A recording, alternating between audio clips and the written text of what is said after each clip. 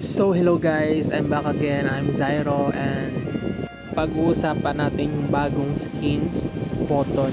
So by the way guys, nag-upload ako ng video tungkol sa Honor of Kings beta version, paano ito i-download. Naglagay din ako doon ng link sa comment section and description. So panoorin nyo na lang. So yeah.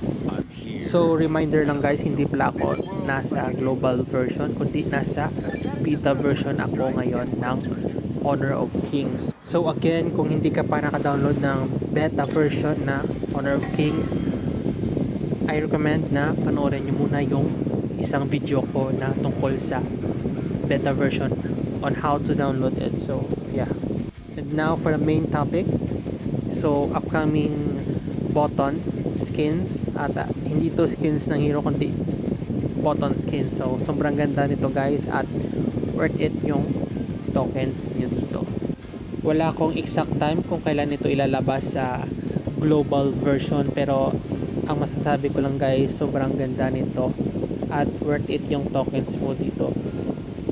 Isipin mo yun, for only 188 token makakuha ka na ng magandang skin button. Alam ko in the future hindi lang ito yung lalabas, kundi marami pang classic button skin na malalabas in the future. So abang-abang tayo guys. At kung ako yung pipili dito, kung saan dito yung pinakamaganda, yung para sa akin lang guys, yung para lang sa akin, yung pinakamaganda dito yung kay Angela na skin button. So yun lang. Siguro lalabas na ito next month. So abang-abang na tayo guys.